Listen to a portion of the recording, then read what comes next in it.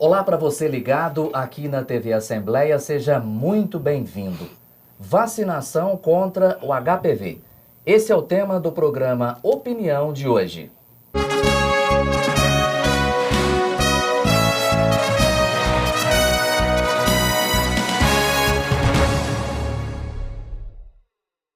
Para debater esse assunto, nossos convidados são o deputado estadual Hélio de Souza, do Democratas, que é vice-presidente da Casa. Deputado, muito obrigado pela presença. E aí a minha principal referência é que eu sou médico.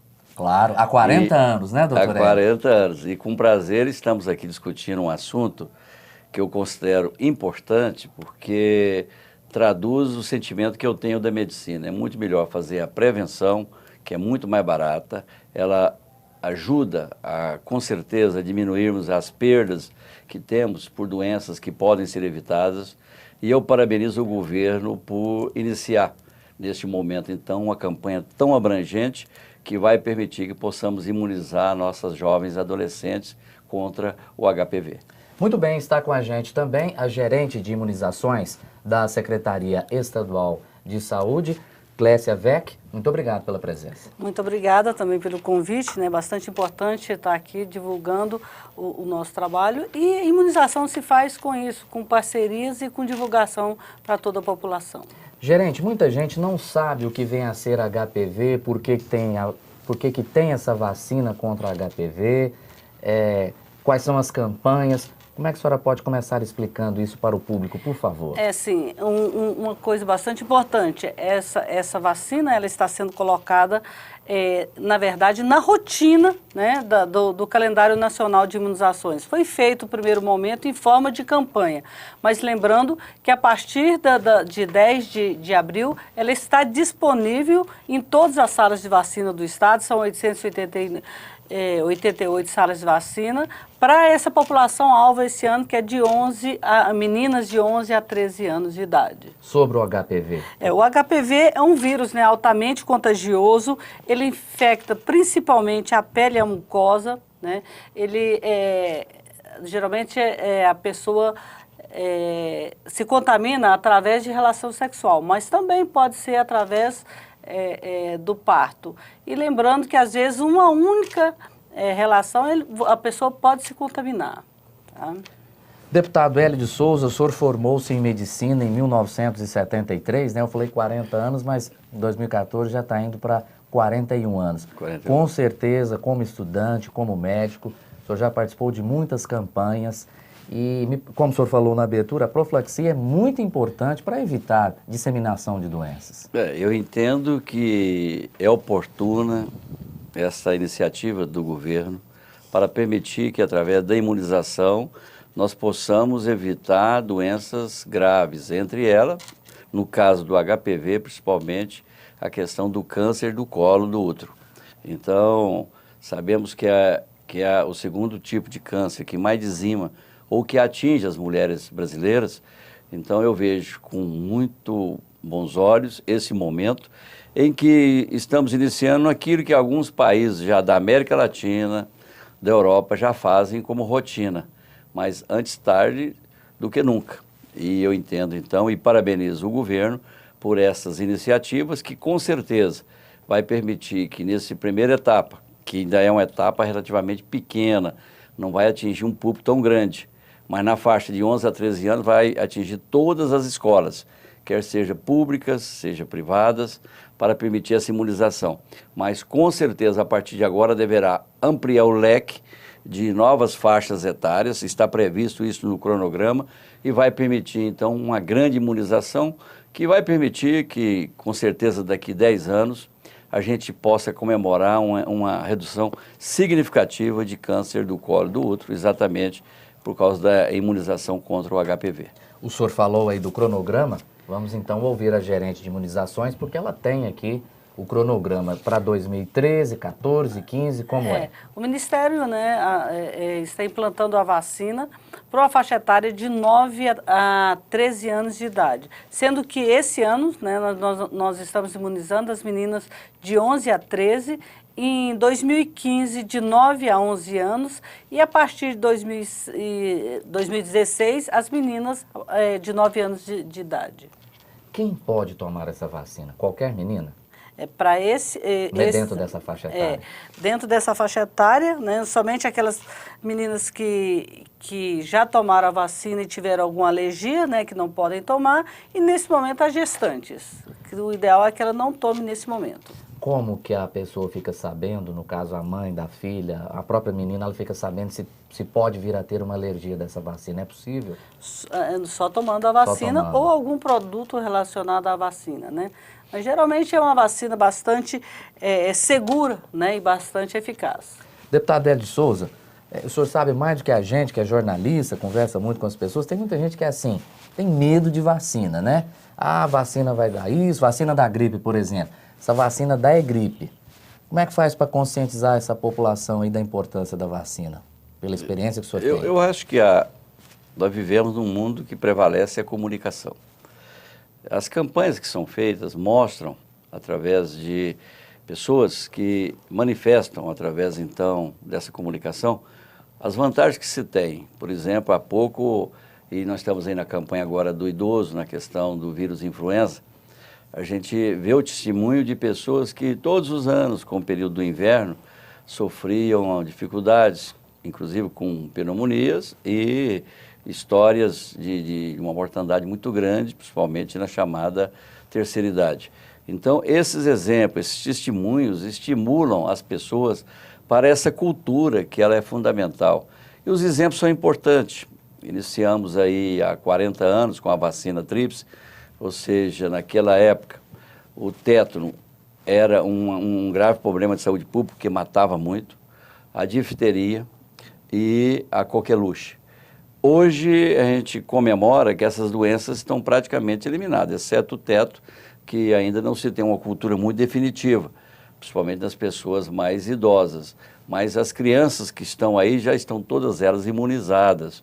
Depois disso, eu sou testemunha, inclusive, da questão de uma epidemia de sarampo que nós tivemos em 1975, que dizimou várias crianças goianas e brasileiras. E hoje, graças à vacinação, nós podemos dizer que podemos também comemorar que as estatísticas estão zeradas, ou seja, estamos vivendo hoje num estado e num país onde doenças que podem ser evitadas estão sendo, então, imunizadas através de campanhas como essa, campanha de vacinação.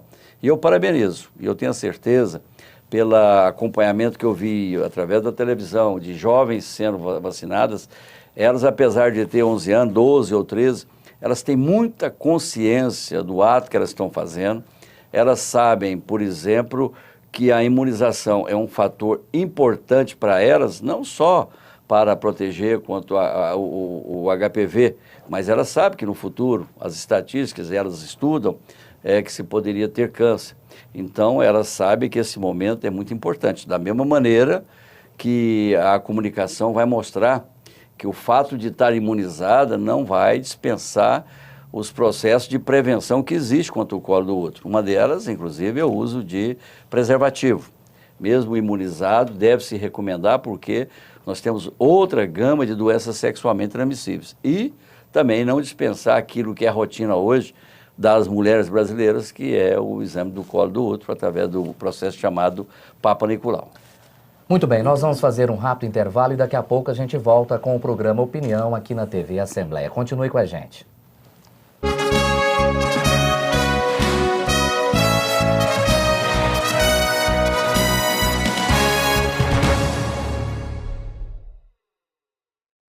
Você fica constrangido quando encontra uma pessoa com deficiência?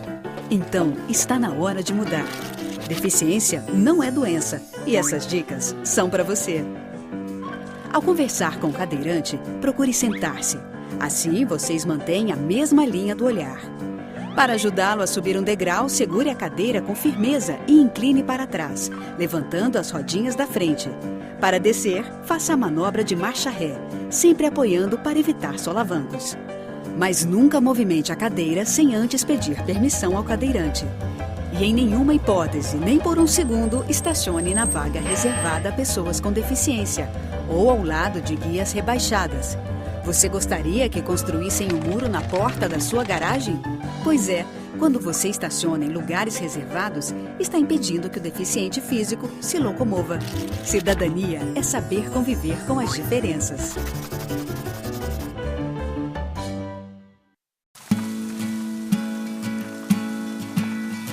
Antes da virtualização, corria-se o risco de perder partes de um processo durante o manuseio e transporte. Agora, os processos são enviados eletronicamente com total segurança. O que antes levava meses e muito papel, agora está a um clique. Virtualização de processos, porque ter acesso fácil e rápido à justiça é um direito seu.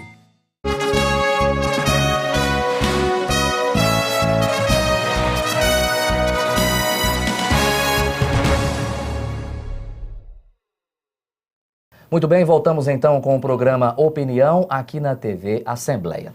Gerente, no bloco anterior, o deputado Hélio Souza falou da importância da continuidade do uso do preservativo, que se não pode também, é numa campanha dessa, deixar se levar que não precisa mais do preservativo, né? Exatamente, mesmo que nós estamos trabalhando com a vacina que protege contra 4 tipos de HPV. Nós temos 150 tipos de HPV, 40 deles, né, geralmente contaminam o trato genital, 12 deles são oncológicos, né, e outros verrugas. E desses 4, 2 protegem contra o câncer de colo e 2 contra as verrugas. Então, é muito importante, mesmo porque também tem outras doenças sexualmente transmissíveis. Então, foi muito importante o que o doutor Hélio falou em relação a isso aí. As outras também, outras medidas de prevenção, o rastreamento, né, através do Papa Nicolau e o uso preservativo. E ações educativas também. Deputado, o senhor falou na questão do exame do Papa Nicolau, que é outra coisa também que não pode ser abandonada, né? As estatísticas mostram que o câncer, que era uma palavra que 30 anos atrás a gente não gostava de pronunciar.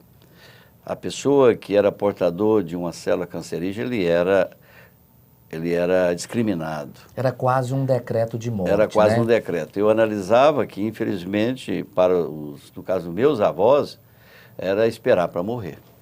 E a gente vê, e eu acompanho bastante, porque eu tenho uma afinidade hoje com o Hospital do Araújo Jorge, com a Associação de Combate ao Câncer em Goiás, e vejo... Inclusive, só um minutinho, recentemente o senhor promoveu uma audiência pública aqui na casa, né? Exatamente. E que permite a gente dizer que, uma vez diagnosticado em tempo adequado, que seja no início de qualquer tumor maligno, se consegue até 90% de possibilidade de cura. Então, a hora que se estimula, que se faça imunização, e ao mesmo tempo que se mantém as cautelas que tem que ser feita, como, por exemplo, para a mulher que tem uma vida sexual ativa, ela deve anualmente fazer o seu Papa Nicolau, com isso estarem garantindo que daquela patologia, que é o câncer de colo de útero, ela estaria realmente com condições adequadas, que se por infelicidade ela tiver uma célula maligna nessa região, ela terá todas as condições de tratamento e provavelmente com condições de cura próximo de 100%. Muito bem. Gerente, qual é a meta de vacinação no Brasil, em Goiás, na região metropolitana? A senhora tem esses números? A meta é vacinar 80% dessa população. Graças a Deus, Goiás já alcançou essa meta. Bateu, né? Já? Já bateu essa meta, né? A gente passou dos 80%. Nós estamos com 80,70 mais ou menos, né? Apesar de ainda faltar alguns municípios ainda para enviar dados, nós tivemos problema no sistema de informações. Os números podem inclusive crescer, então. Exatamente, né? A gente espera crescer mais um pouquinho isso aí. Com relação às doses da vacina, como é que são? É muito importante, né?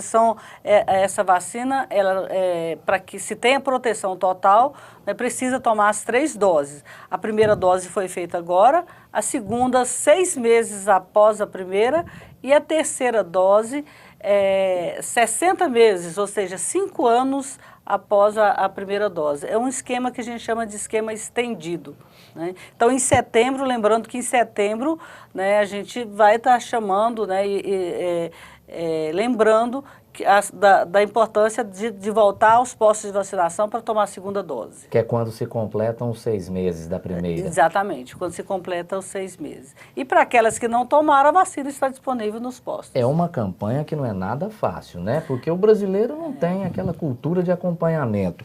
Uma dose agora, outra daqui 6 meses, outra daqui 5 anos. Todo o acompanhamento em relação a essa campanha está sendo feito nominal, né? Para que a gente possa, assim, buscar esses adolescentes que tomaram a primeira, para tomar a segunda, e daí 5 anos tomar a terceira dose. Tem alguma região de Goiás, alguma cidade que houve dificuldade na vacinação?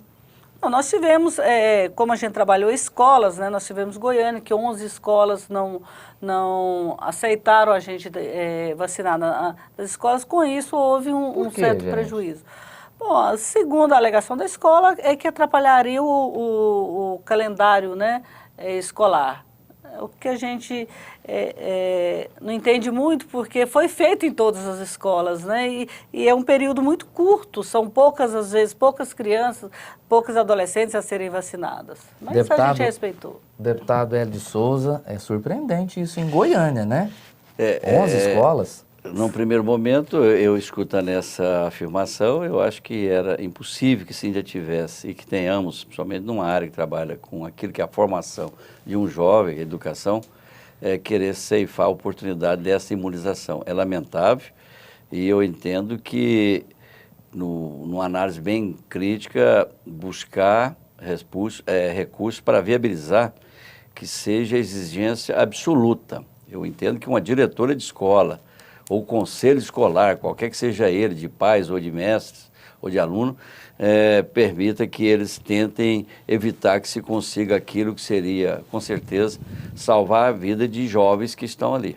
O dia que tivermos uma estatística negativa em cima de jovens oriundos dessas escolas, aí será tarde e aí a gente não teria mais nada a fazer, a não ser lamentar essa cultura. Então eu entendo que seria uma ação compulsória, obrigatória, e não admitir que se tenha resistência de quem quer que seja. É uma situação que beira o absurdo, né, doutor Hélio? Eu até diria que seria inacreditável, em pleno século XXI. Se não fosse a gerente dizendo isso aqui pra gente agora, talvez nós nem acreditaríamos, né? Exatamente. E eu entendo que dizendo, só há uma saída. Eu trabalho com essa hipótese, então, de que se faça de uma maneira de rigidez absoluta. Compulsória, né? Eu entendo que a Secretaria de Estado de Saúde, eu queria dar até a sugestão para a doutora Cresce, que busque na justiça o direito de imunizar essas jovens.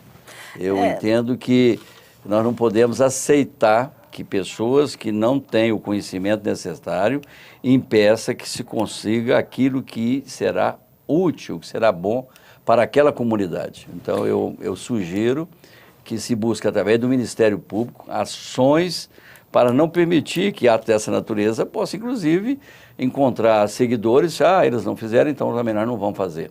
E, com certeza, eles fazem isso do ponto de vista cultural, querendo defender, com certeza, uma falsa ignorância de que teria jovens nessa idade. Não é uma questão de interpretação nesse sentido, é uma questão acima, porque nós não estamos querendo imunizar a questão do HPV na faixa de 11 a 13 anos, que nós sabemos que as atividades sexuais são remotas, mas estamos preparando para o futuro, numa futura atividade sexual que vai acontecer. Nós sabemos que a rotina da vida sexual brasileira, ela começa com 16, 17 anos, e já estando imunizada seria um avanço muito importante. O que a senhora pensa sobre a ideia do deputado Hélio de Souza? Se buscar a justiça, né? A gente também, a campanha foi feita da seguinte forma: a primeira dose, houve a vacinação nas escolas, né? Mas também houve a vacinação nos postos de vacinação. Nas escolas foi cobrado um termo, né, de autorização ou até mesmo de recusa. Os pais poderiam mandar um termo de recusa por conta da escola, mas o adolescente que quiser vacinar, ele pode procurar as salas de vacina, não precisa de documento dos pais, ele está livre para se vacinar. Então, muito bem. Nós fizemos paralelamente. Ok, nós vamos fazer mais um rápido intervalo e daqui a pouco a gente volta com o programa Opinião aqui na TV Assembleia. Fique ligado.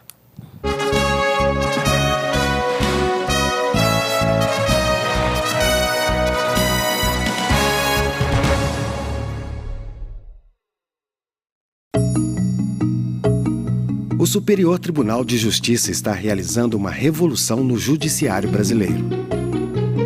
É a virtualização de processos. Agora, o tempo de envio e distribuição dos autos caiu de aproximadamente 13 meses para 5 dias. Além de eliminar o papel e reduzir custos com logísticas de envio, protocolos e viagens, a virtualização permite total integração entre o STJ, os demais tribunais, os advogados e as partes, com total segurança e transparência. As salas antes ocupadas por pilhas de papéis agora oferecem mais conforto e melhores condições de trabalho aos nossos colaboradores. Os processos são virtuais. O benefício é real. O primeiro Tribunal Nacional do mundo a promover a virtualização de processos. Informe-se, porque ter acesso fácil e rápido à justiça é um direito seu.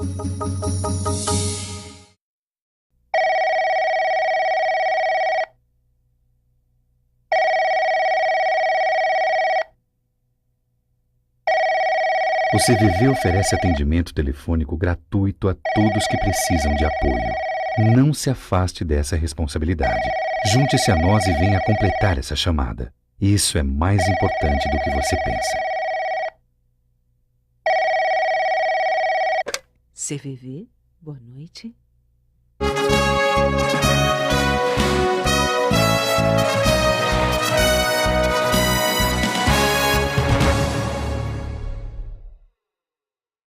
Muito bem, voltamos com o programa Opinião aqui na TV Assembleia. Estamos debatendo a importância da vacinação contra o HPV. Gerente, essa vacina pode ser administrada junto com outra ou não? Ela pode ser administrada com qualquer outra vacina. Né? Não há nenhum problema? Do calendário. Nessa faixa etária, somente se tiver alguma criança com esquema atrasado, né? Porque ou pegando já reforços do seu calendário, do calendário da criança. Mas ela pode ser feita com qualquer outra vacina. Sem problemas, né? Sem nenhum problema. Doutor Hélio, é isso mesmo? Por exemplo, essa vacina contra o HPV pode ser administrada, por exemplo, junto com a vacina da gripe? Então, pois é, eu considero que prevalece o pensamento da doutora Crescia, né? Com certeza eu não tenho uma experiência hoje que ela tem dessas questões de imunização. Mas, como se trata de vírus distintos, a maneira que ela manifestou, eu entendo que é o fato. Geralmente pede intervalo quando são vacinas de vírus vivos, né? No caso dessa vacina, é uma vacina de engenharia genética. No caso da vacina da influenza, por exemplo, é a vacina de vírus mortos lacerados, né? Então não tem nenhum problema em relação a qualquer outro tipo de vacina. Gerente, essa vacina, ela é disponível também na rede particular ou não? Ela é disponível no Brasil, nós temos 2 tipos de vacina, né? A vacina bivalente e a quadrivalente. Na rede privada, inclusive, o custo é bastante alto, eu vou na faixa de 350 cada dose. Cada dose, né? Cada dose. Na rede pública, a gente, como eu já disse, a gente trabalha com a vacina quadrivalente, que protege contra, né, 4 tipos, né, do HPV. 2 protegem contra são responsáveis por 70% do câncer de colo de útero e 2 das verrugas genitais, que são os condilomas. Murilo? Ou seja, nesse valor... Eu gostaria que você me desse uma liberdade de eu ser um repórter Fique agora. à vontade.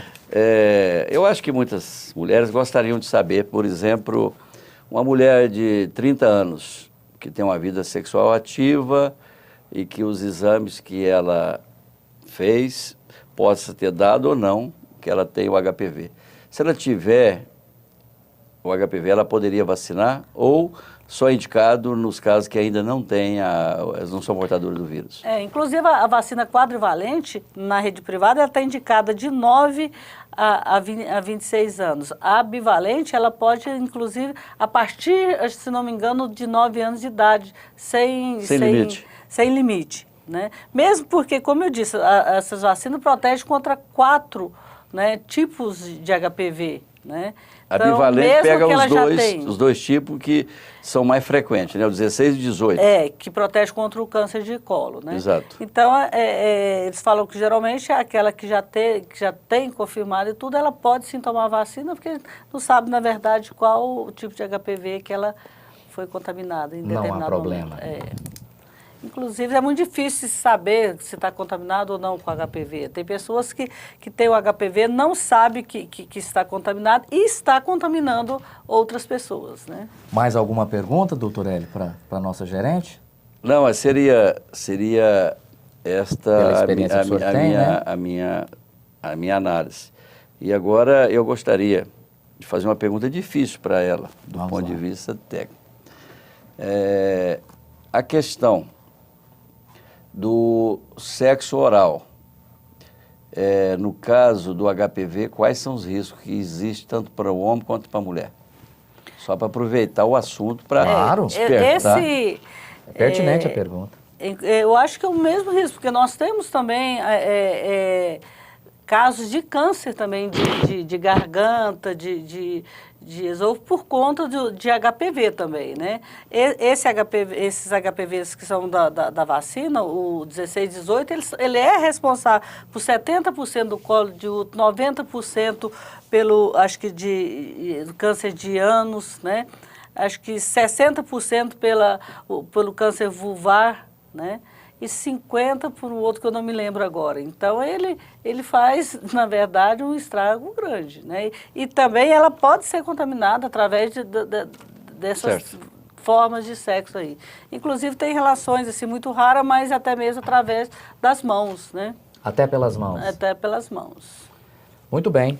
Mais alguma pergunta? A senhora gostaria também de fazer alguma pergunta? Não, eu só quero Vamos fazer... às considerações finais? Eu quero só fazer minhas considerações finais. Então, eu entendo que está provado que o HPV é uma infecção virótica de caráter pré-cancerígeno.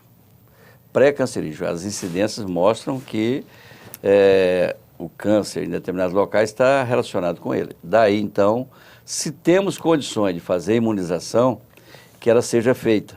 E que seja feita através de programas que, com certeza, sendo um programa, ele vai ter continuidade. Nós não estamos fazendo uma campanha de vacinação, estamos iniciando uma campanha de vacinação dentro de um programa que será muito mais consistente.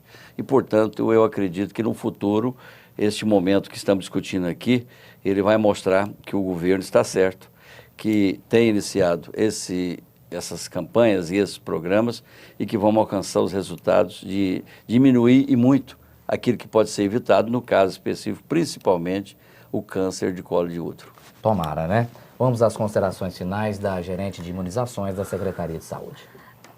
Eu quero agradecer a oportunidade aqui, né, e dizer que como o doutor Hélio falou, né, quando se fala de vacina, nós estamos falando de prevenção. Se é possível a gente evitar, se é possível deixar de adoecer, e a vacina está aí disponível gratuitamente na rede, então, para aquelas mães que não levaram seus filhos ou aqueles adolescentes, pré-adolescentes que ainda não se vacinaram, procura as salas de vacina. E queria aproveitar rapidinho, né, dizer que nós estamos em plena campanha de vacinação contra a influenza.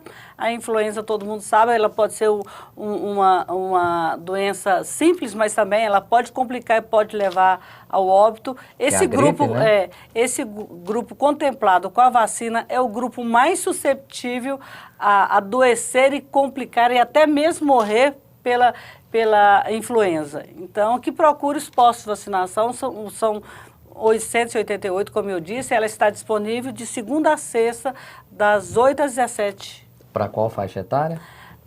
São vários grupos, né? Crianças de 6 meses a menores de 5 anos, houve ampliação, né? Gestantes em qualquer faixa gestacional, as puérperas até 45 dias, os idosos a partir de 60 anos, indígenas e a população privada de liberdade.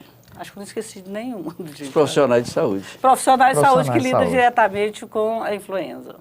Tá? Muito bem. Estamos terminando, então, o nosso programa Opinião aqui na TV Assembleia. Agradecemos Clécia Weck, gerente de imunizações da Secretaria Estadual de Saúde. Muito obrigado. Muito obrigada pela oportunidade. Muito obrigado pela presença, pela participação, viu? E o médico, né, 41 anos de medicina, deputado estadual Hélio de Souza, vice-presidente da casa também, muito obrigado. Murilo. Muito obrigado pela participação aqui com a gente. Obrigado. Você pode continuar nos acompanhando no canal 8 da NET e também no site da Assembleia Legislativa, que aparece aí no seu vídeo. Muito obrigado por sua companhia e até nosso próximo programa Opinião.